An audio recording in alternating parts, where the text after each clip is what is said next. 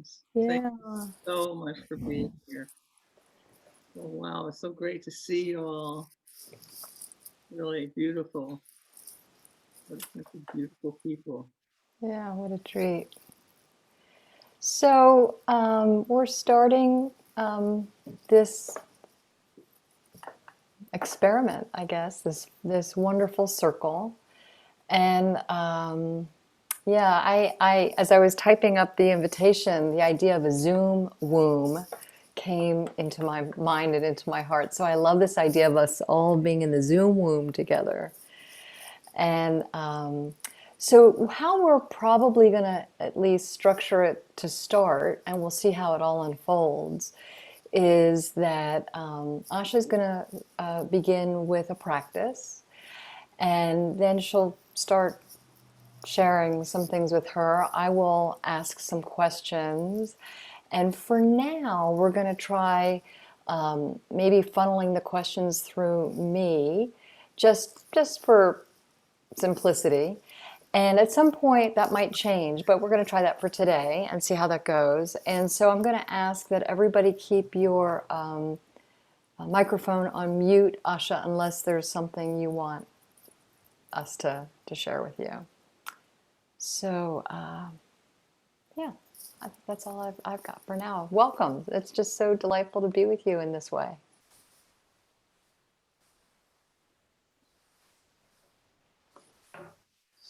So let's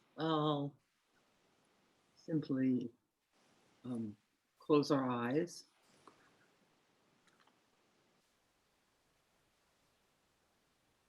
and feel your body. Feel it from the top of your head. Slowly, slowly, just let it go like there's liquid ambrosia coming in from above, moving slowly through your head, past your eyes, cleansing everything, cleaning out your brain so your brain can feel a little more empty and clear and spacious, particularly spacious. And that your nose is clear and your mouth and if you feel the spaciousness of your hearing system and how it echoes through you, down your neck, into your shoulders, down your upper arms, into your hands. Feel the liveliness in all these places you're visiting. Just let the tingle of your nervous system itself announce itself as you bring your consciousness. And then don't let the rest of it go. So as we move now down into our breasts, inside of the heart cave, down through into the pelvis, pelvic region, analog to the womb of the womb room, and then down into the thighs and into the knees and into the calves, and into the ankles and into your feet. And then when you get into your feet, feel the little place behind you, the balls of your feet, where there's a little more energy than anywhere else in your feet. And feel the energy coming up from the earth like kind of a bubbling fountain, which has a little bit of bubbles in it. It's bubbling up, just amplifying the energy as it comes up and comes through your groin and comes through your whole womb area, which is also your chi area and your dantian area, and allow it to fill you with kind of now passive energy, I guess, because you're going to be listening for a while. And we'll sit for about a minute, just quietly. And during this minute, when you're ready, I'd like to ask you just open your eyes and just see where you are. Not like I'm in my house and in my living room and all of that. But where I am completely as a total human being, alive and wondrous in the world.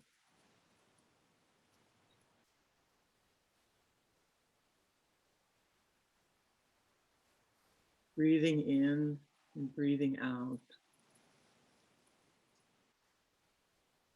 Feeling your chest as it rises and falls.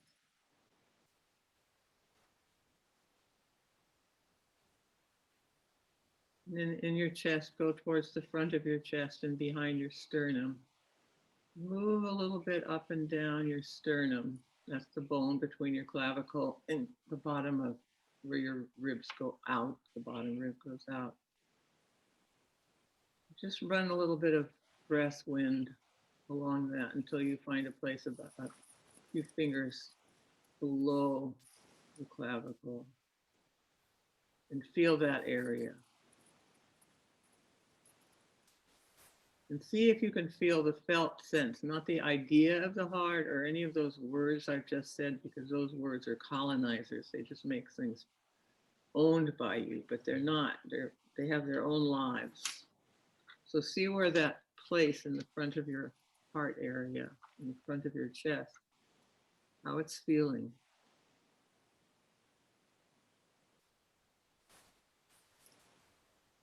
Just welcome the feeling, because this is a place where you can actually take stock of the center of your being. Whether your mind is racing and taking attention away from this spot in your heart that we're all trying to keep open all the time. Whether it's heavy with sadness or impatience with the larger reality we're not in right now. We're right in a reality that's a human being that has at least the illusion of a form made up of something between 1 billion and 1 trillion cells, all actually doing things right this very minute.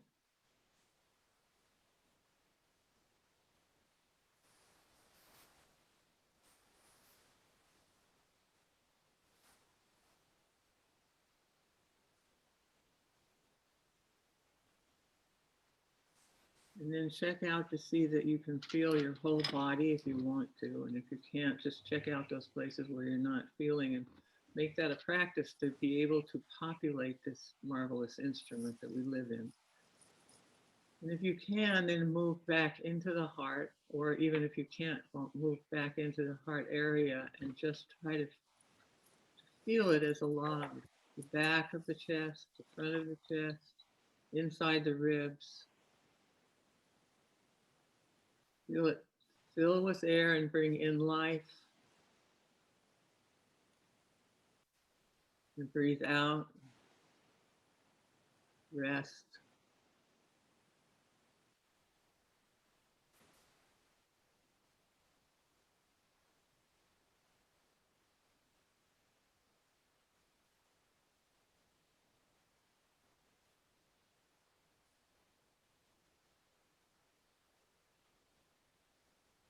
And then as I talk, I'd like to ask you to notice that there's something jarring about words.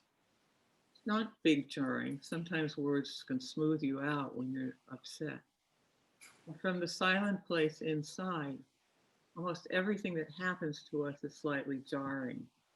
Jarring in the sense that it moves us to another place faster than maybe we want to go. Pow! If I make a noise like that, then there's a kind of a shock. So everything that's coming in anywhere in your perceptual field does this. Whether it's a pain in your body or it's something happening outside of your body. But this practice of checking this place in the heart, as much as you can remember to, is an extremely wonderful way of stopping.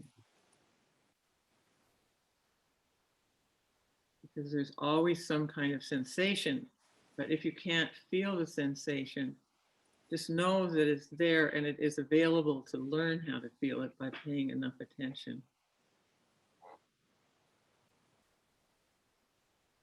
So now let's just all open our eyes, but let's not open it into the field of the computer, but let's open it to the space of the air around us. Open and see the visual perceptual field, the skin, how it feels. Don't lose the eyes, don't lose the skin. and then what you hear.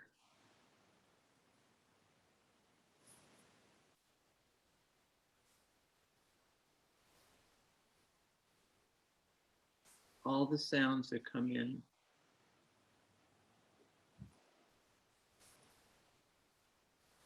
And then in your mouth. And so this amazingly difficult to track 5 sense system, plus our awareness and knowing and consciousness, is a movie that's going on all the time, and we miss most of it.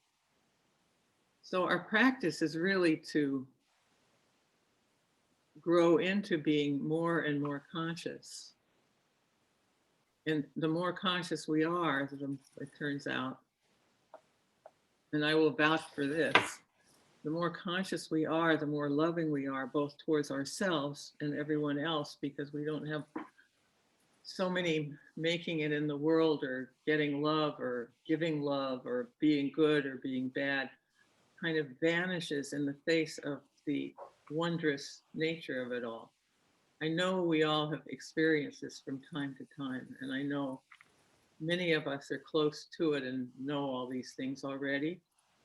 But I don't know of anybody who can't take advantage of having an extra chance to feel it, to drop in to the glory of existence, no matter what is happening in the world, to the amazingness of it.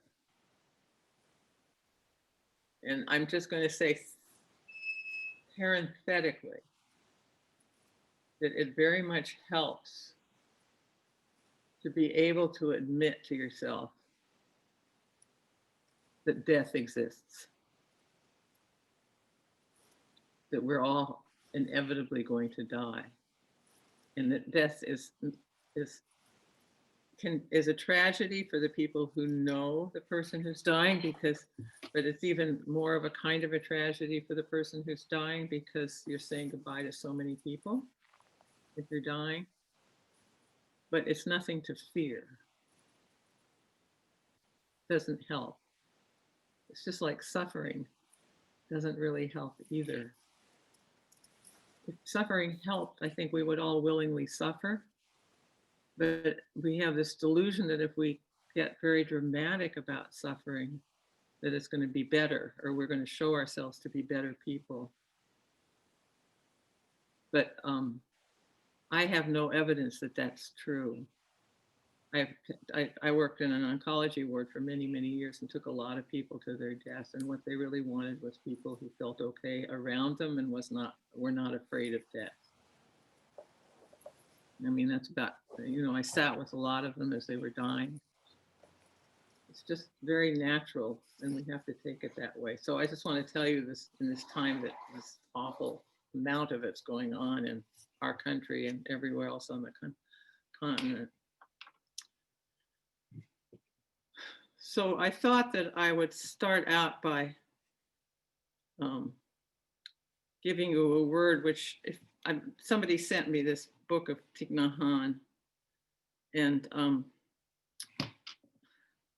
it's so good. I want you all to get it. It's called The Other Shore.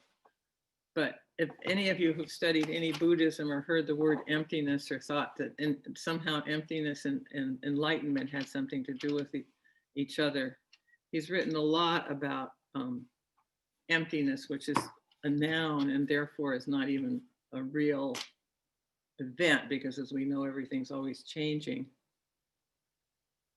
But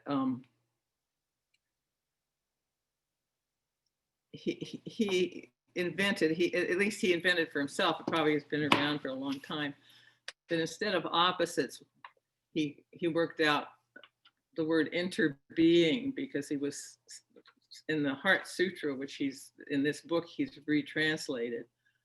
He's talking about being and non-being, because we all think we're going to die, and we come into being and we're born, and when we die, we go out of being, we stop being. But there is no being and non-being because of what comes before and what comes after.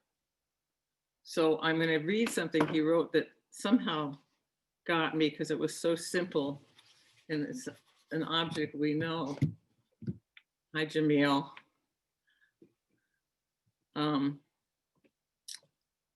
Suppose we look deeply into a piece of paper. It is correct to say that the moment the wood pulp was flattened to become a sheet of paper was the moment the piece of paper was born. This cannot be correct because before that moment, the paper was already present in many other forms in the wood pulp: the tree, the sunshine, the rain, and the cloud. And this is true now. It continues to be the cloud, the tree, the sunshine. When we use our intelligence as we touch the paper, in it we can feel the forest, the sunshine, and all the elements that made the sheet of paper possible. If we were to remove the forest or any of one of the elements, the piece of paper would no longer be here. It would no longer be able to manifest. So not only in its past life was the piece of paper the tree, the forest, the sunshine, the cloud, and the rain, but also in the present moment, it continues to be the forest, the sunshine, the cloud, and the rain. It is the formation, the manifestation of many causes and conditions coming together. Anyway, he continues to go on this line about people and everything else, that everything in the manifest world and how it comes and how it goes. And as I read it, it was so clear to me that the illusion of nouns, because a noun is fixed, right? We call it a tree, and then suddenly it's colonized as one of all trees, and it's like object. It's not a part of life. And even those things like rocks that are not so animate and don't show their life, we know how much is going on with the rock all the time.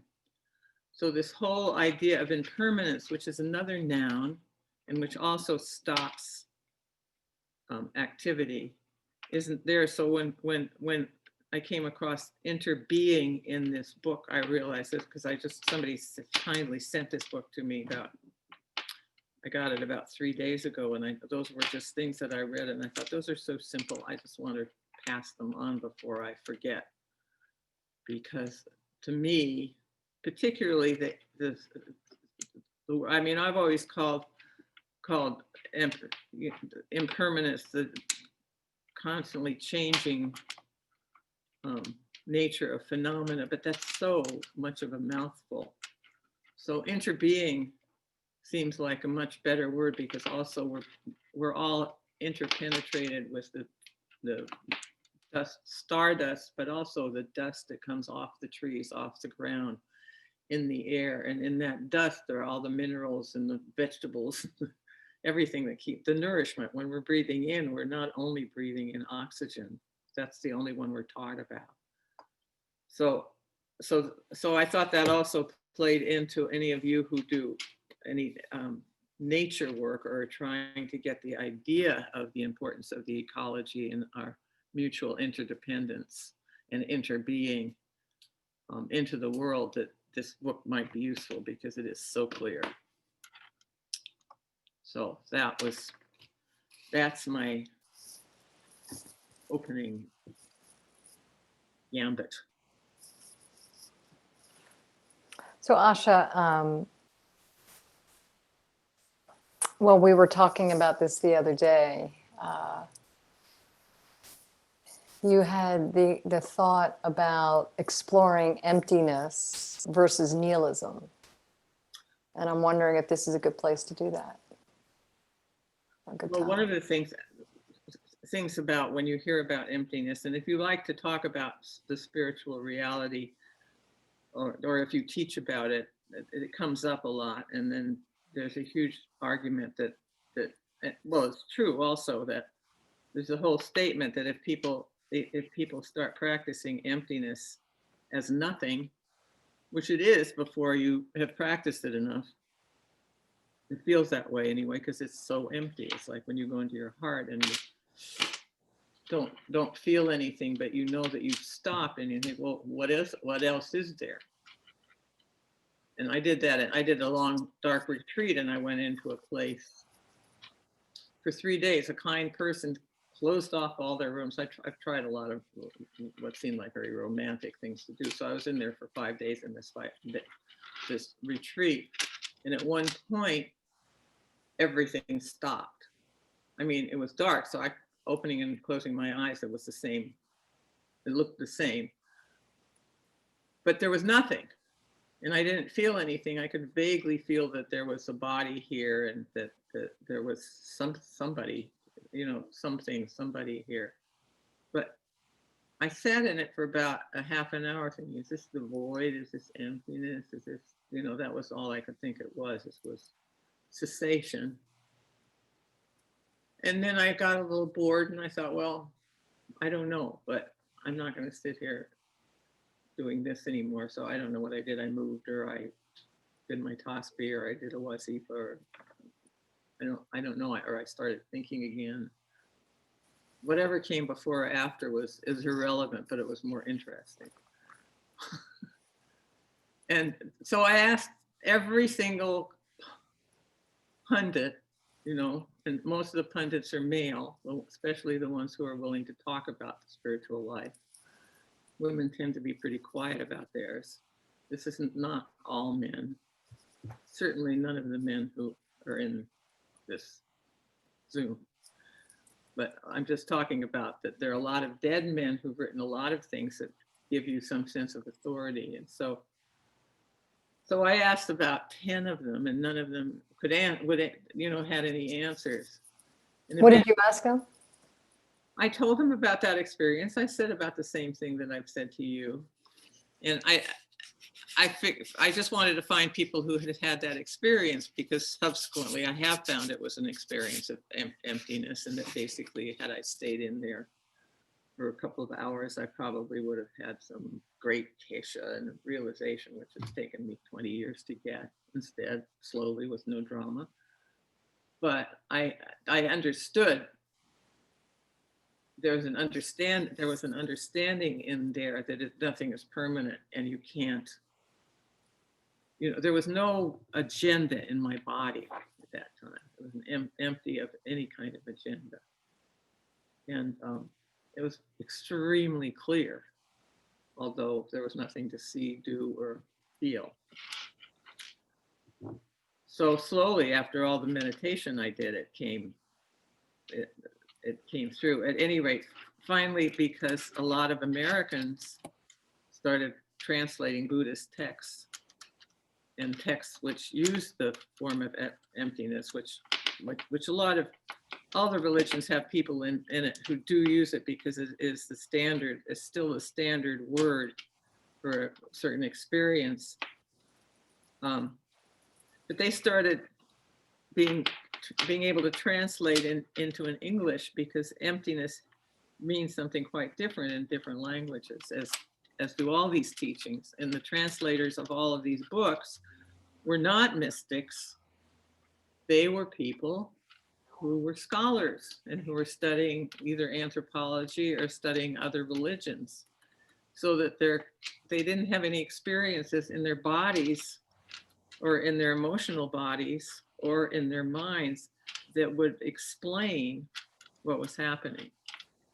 I mean, I read the Christian mystics for a long time, and I couldn't get it until I'd had the experiences, which is why I like to take you through your bodies and also into your heart, because those felt experiences are real. They're as real as your finger. And they're as miraculous as this. This is, there's no, walking on water isn't any really more miraculous than this. It's just more unusual. But even this is completely unusual, because it's this person doing this thing at this time for this, in this very weird circumstance. I mean, it's getting less and less weird, but every new thing, I think it takes a couple of 100 years for us to even vaguely adapt.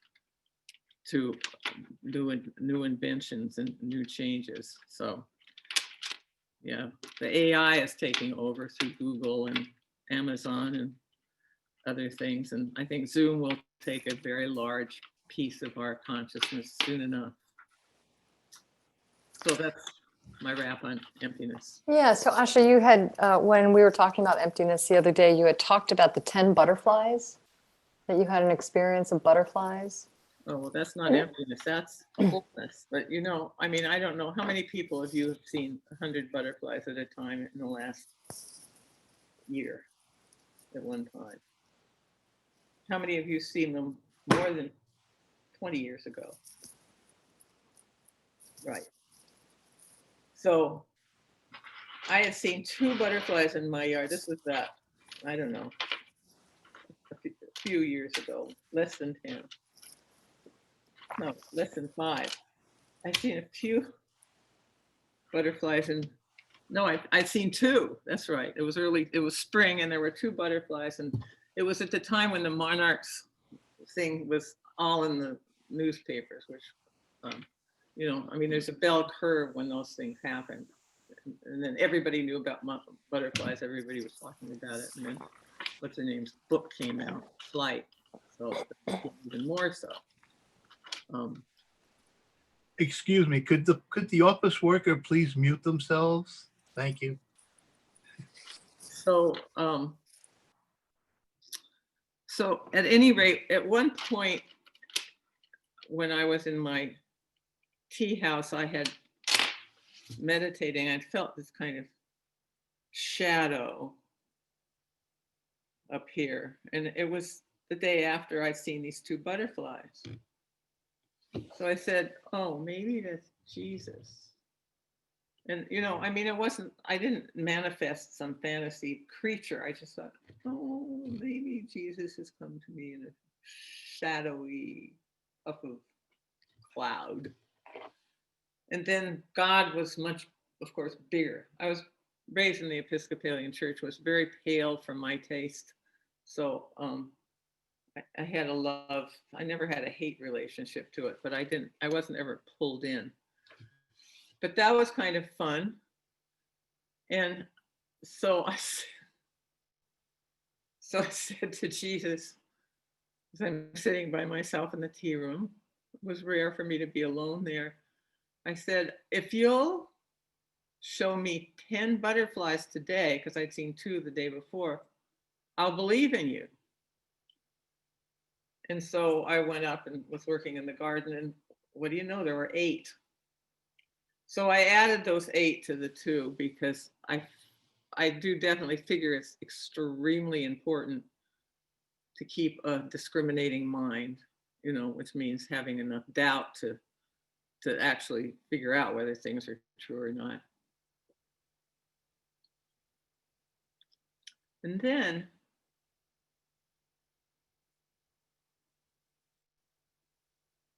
And then 3 days ago, I was in my tea house. And Sufi dancing has never been my great thrill. I remember when Merchant Sam Lewis was at the at Lama, and you know, he was having everybody dance, you know, and I was kind of, I mean, it was his second time, and I had taught people quite a bit at that time, but I realized this was not really my thing. I liked zikr. And so I was standing in the middle of the dome, and he had said, well, you know, it's not for everyone. I mean, that was our whole conversation. I think maybe I said thank you for reading. I was grateful he could read my mind and see exactly what I thought, and let me know it was okay, that he would still like me. And but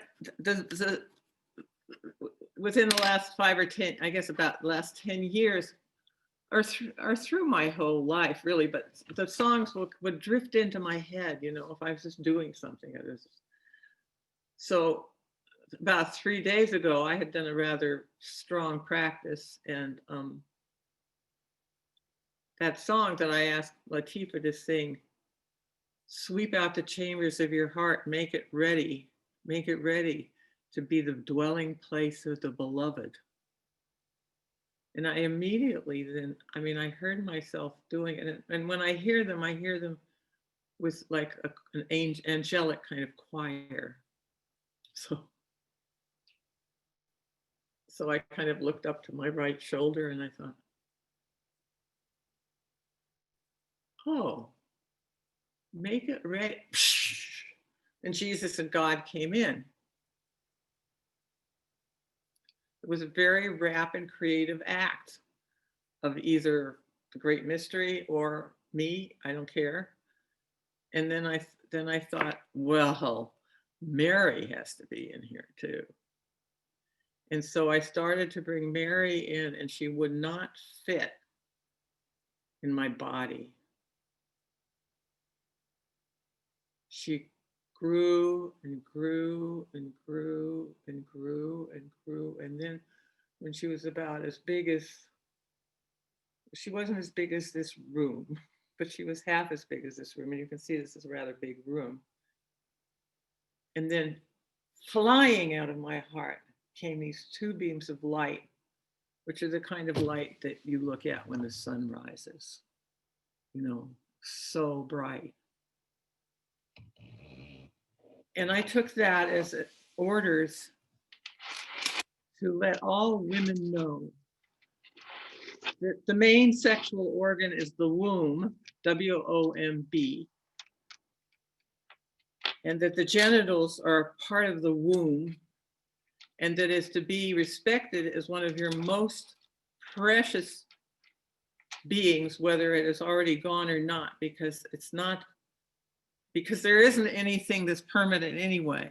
And whether or not we've had children, what I have realized so completely is that when I grew up, and then when I got into the spiritual thing and started reading these books by dead men who were all thinking that women were their possessions, you know, I mean, the father brought the girl up to her husband and gave her hand because she was giving her to the father, I mean, to the son to own.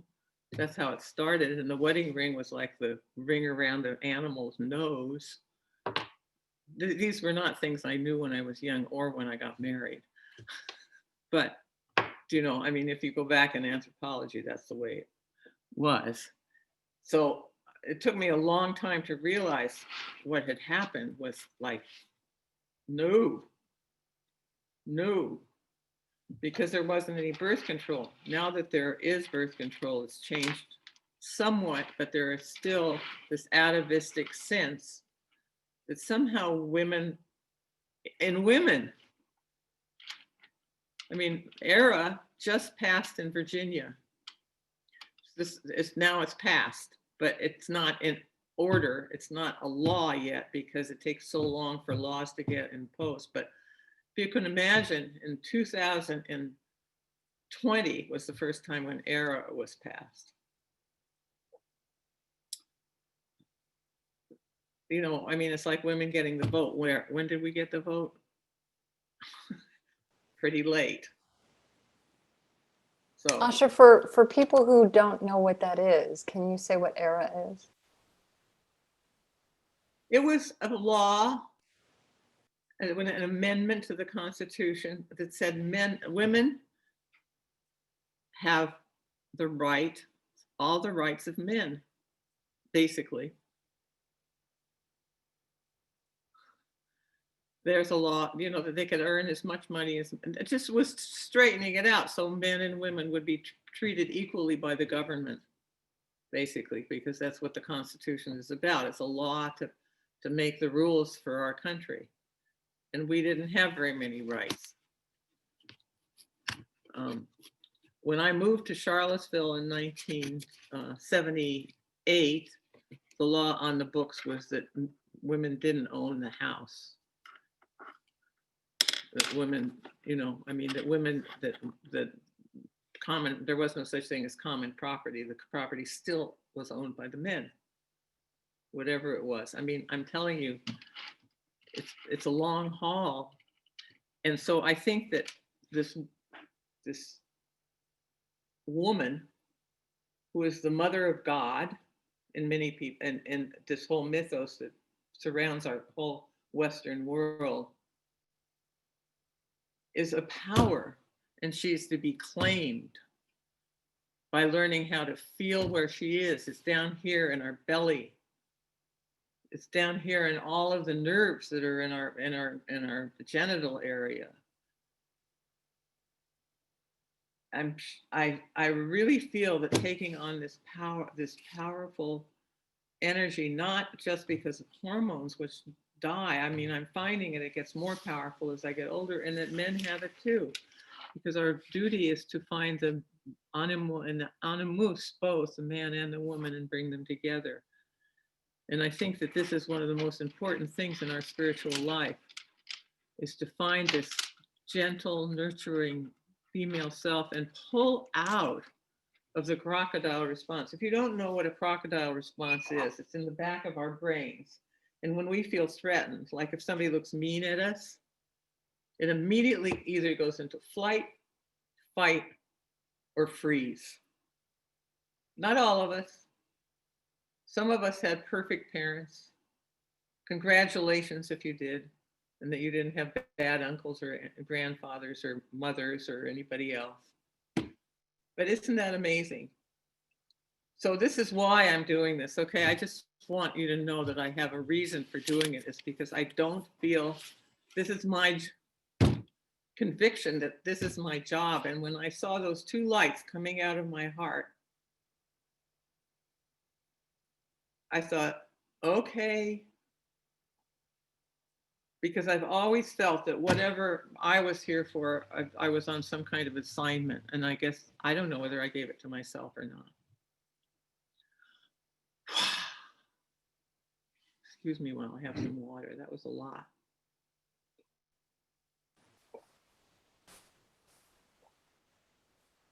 I wish I'd had the nerve to start out when I was 20. Now there are 20-year-olds who are doing it, and God bless them.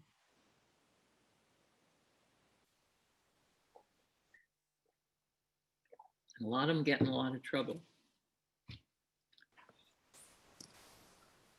Okay. Would you like a question from a listener? Sure.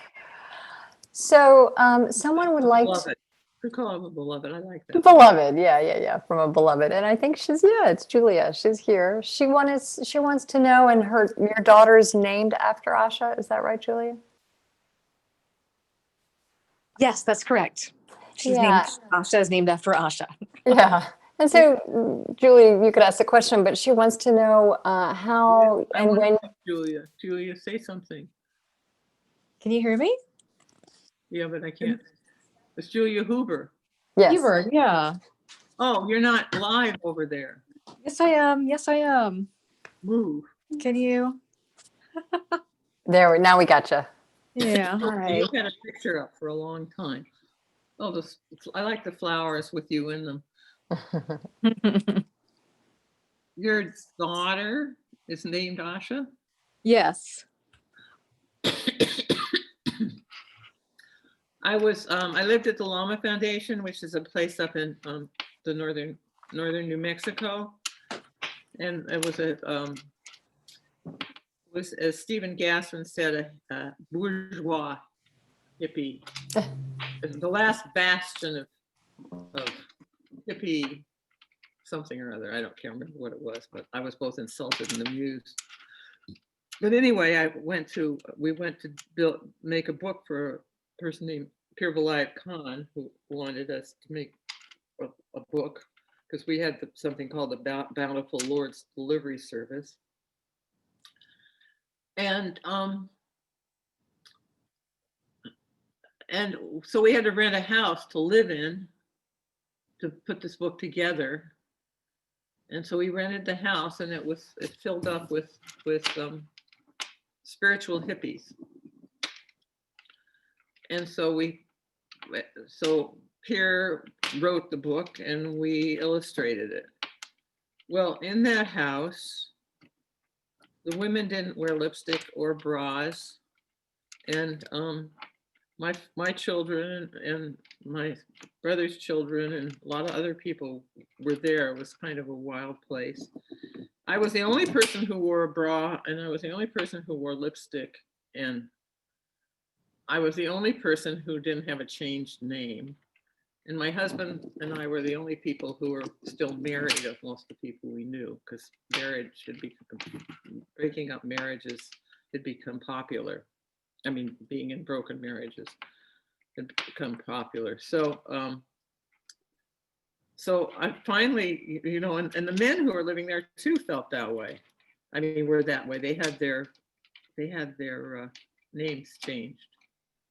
Now, the reason for changing names is to help you get rid of your identity. That's what I feel is the most useful thing. You know, you give my name, my original name was Barbara, but then it was Bugsy by the time I was 5 because I had buck teeth and I didn't realize what a horrible person Bugs Bunny was. I thought he was funny and he had buck teeth too. Like this. So I said, I want another name.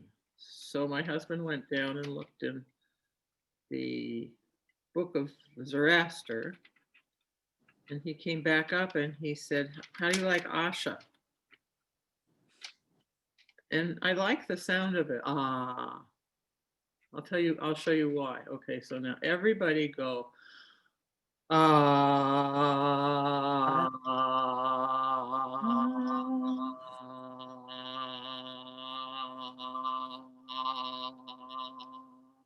If you do it loud enough and strong enough, we'll do it again, you can feel your heart vibrate. So when you say Allah, Allah, it goes into your heart. So let's do it again.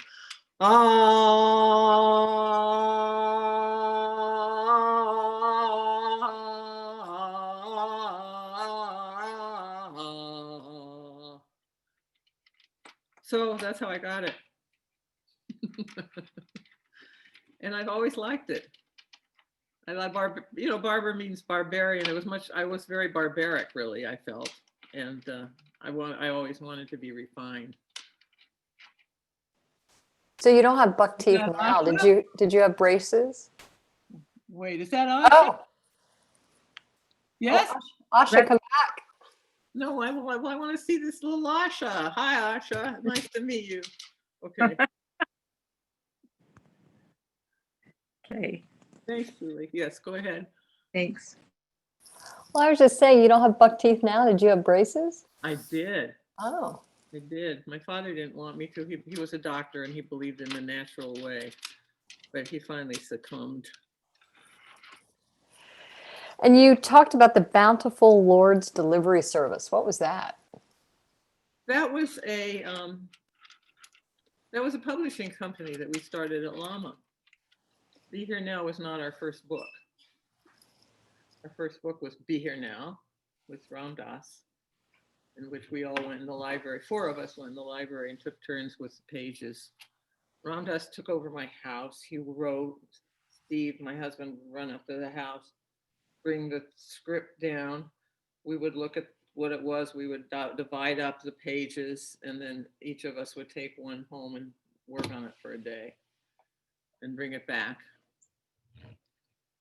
And yeah, so then we kind of put it all aside. It sold millions of copies. It helped Lama a lot. It helped Ram Dass a lot after he had his stroke, and it helped Steve a lot. The rest of us worked anonymously and for nothing. Asha, one time you told me this story about, if I'm remembering it correctly, I think it was after Samuel Lewis had died and he was in the center of the dome. Yeah. Will you tell that story? Yeah, he had been, because they wanted to do an autopsy. God knows why. He fell down some stairs and he went to the hospital and died. But maybe they just made a habit in San Francisco of doing autopsies. I don't know, but so they fought it. They didn't want his body cut up. His disciples.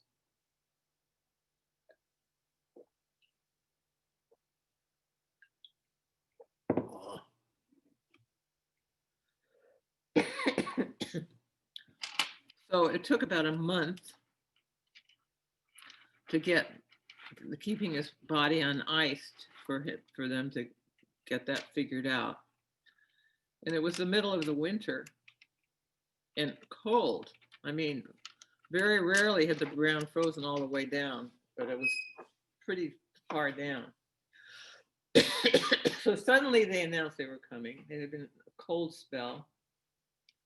And we had to dig a grave, so we had to find a place to dig the grave. And, you know,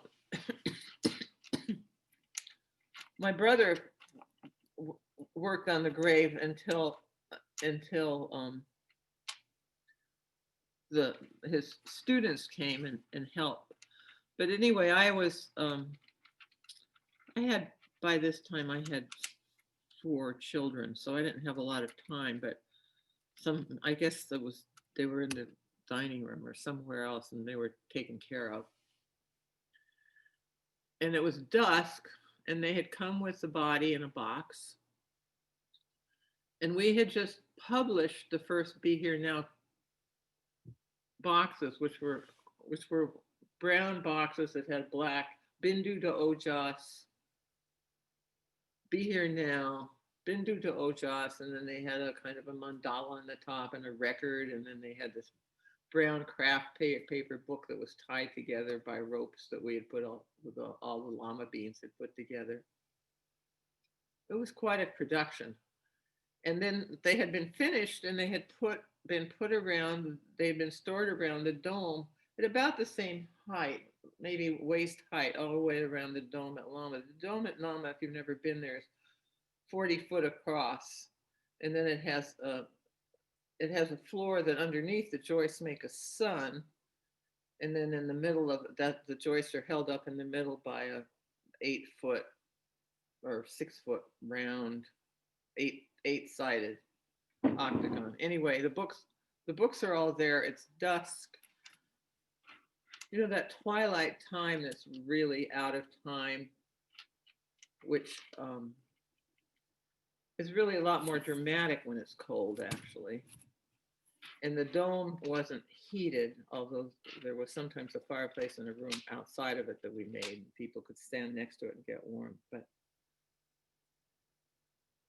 so it was this kind of gray, beautiful, and at the far window when you walk into the dome is an octagon that's shaped like this, and it looks out sort of on eternity. And at sunset, there's this dim lights that are coming off mountains that are,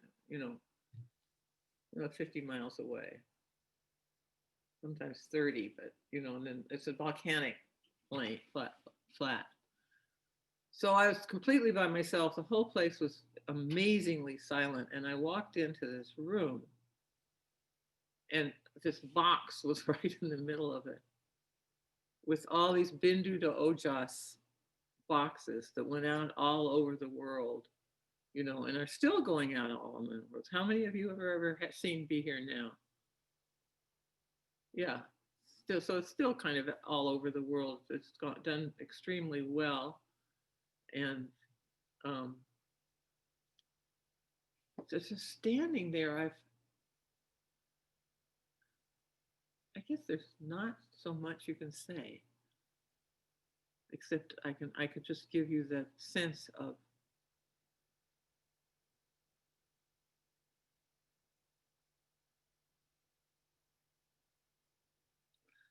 thanks for the question. It brings me back in there in a deeper way than usual. Somehow having,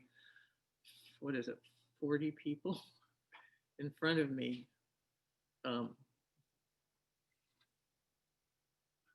There's a feedback situation when you're talking to a lot of people, and they're giving you some degree of energy, so that it's like feeding my sense of this. And it happens to be turning dusk right here where I am now, of the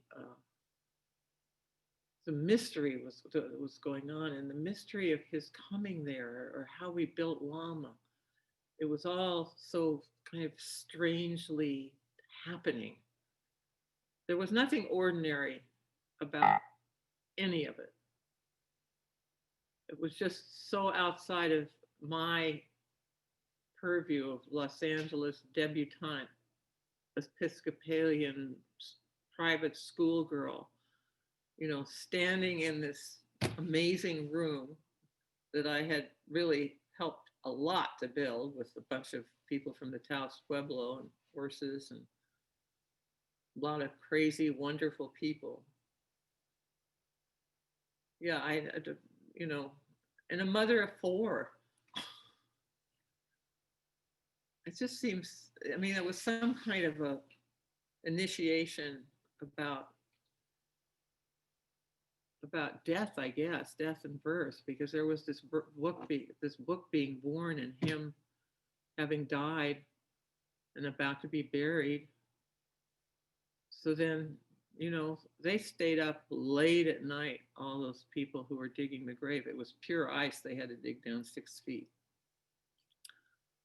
go through 6 feet of ice. It was quite a trial for all of them. So, yeah, thank you. Rich question for me. So I'm just noticing the time. It's about 5:05, or 5 of the hour, wherever you might be. Does anybody have any questions for Asha, or a question that you'd like to hear today, Jelani? I actually wrote it in the chat, Asha, but Oh, I tell didn't you, see it. Sorry. I'm very interested. It's come up a number of times. I was with Atun this past weekend with the last of the urgent cry was on the divine feminine, and so it keeps coming up, this thing of you were talking about the anima and the animus, and I'm wondering how you're holding that in this time of our beloveds who are binary or transgender, who I feel like are bringing something new to us and to our world. And I wonder how the whole just how you're holding that, the anima and the animus being so male and female. Uh, it's I a think the anima and the animus and the words that go with male and female. This is a great question. And I haven't asked myself that question, so I have to tell you right now my first thought, which I sort of like, which is that when we're born, we don't know we have a gender. And that unknowing stays with us our whole lives. The culture enculturates us. But we know from the crocodile response, so I forgot to tell you about the crocodile. The crocodile is in the water, something comes along. He doesn't know, the crocodile does not know, it does not know whether it's a threat or not, but it might, if it's a little threat, it opens its mouth, and if the thing is not recognizable, crash, he eats it. That's the crocodile. That's the pawns back here. And that's our war machine. But we all have a war machine inside of us. I just wanted to add that I knew I was going to flunk language because I do around this whenever I try to talk to about it. But Fel, who's on the call, said, Does she have, do you have permission? oh, Fel, well, it's to everyone. It's to everyone. She wrote it on the chat. So I everyone, okay. She says, just want to name trans and non-binary genders have existed much longer than the gender binary, that we're just witnessing a time of more people freeing themselves than we've seen in the past 200 years. So as a person of, that's really in the midst that is absolutely true, and there's nothing, so my answer has to do with the fact that gender doesn't exist until it does, and it doesn't really, it starts showing up, the culture gets in by 2 years old, so it starts showing up by 2 years old. But I feel like when I'm talking about this, what I'm really talking about is, and I brought it up, is like so many women, and I think the people who have discovered that in themselves don't have a problem. They're leading with their leading. But I did, because I can't remember, I mean, I can't keep track. My habits are so deep after 86 years of being alive that what I'm finding is that that I can't really socialize on that level because I'm going to irritate. I mean, I forget the kids who grew up, that I grew up with, who had a gender, and I called them the wrong thing. So I thought, well, I'll make up a pronoun. So I made up a pronoun sa, and because it's not a word in English, sa. And so I thought that can just cover all of it. But I tried doing it for a while, just out with myself, and it was really impossible. So I don't know about that, because the place I'm coming from, well, I didn't finish what I was saying about that, is that basically this is about men and women for me, and anybody else, any human who has a sexual blanket on that turns off the energy that comes with it too, that isn't able to use that energy to thrive, and just has to shut it down, because I think it's a thriving energy. So it's basically sexual energy. And basically, for instance, in the Yab-Yums of the Tibetans, I maybe said this before, all the male students are the woman in those statues. It's not a woman and a man, it's the disciple and the teacher, and that's the union. It's fana. What's that? That's the word fana. So I was looking in a more broad way about the loss of sexual energy, and because basically it's because I was somewhat cheated myself. I felt cheated. I mean, I didn't know, and I knew nothing about sex when I started having it, and I didn't know how to train men, and I would have been afraid to train men to be able to satisfy me. And so that this great, delicious part of life was completely left out. So I'm trying to find ways for people to feel as free as I now do, in terms of both talking about it and of perhaps trying to talk about it in some way that in the 60s that women who knew better were talking about, dealing with it. I don't know whether that's satisfying, but you've brought up the question, and Phil has too. Phil, do you want to say something? Can I interject here just for a second, because that was really valuable, but my question had to do actually with the whole use of anima and animus, and whether, if now that mythology or that language is no longer big enough for our time. That was my question. Whether we answer it now or not, that's what the question I was actually asking.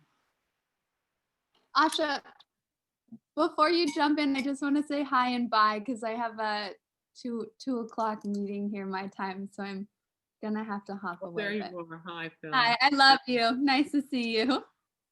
Oh, I'm sorry I didn't get a chance to answer the question better, but I Come didn't. back, come back next month.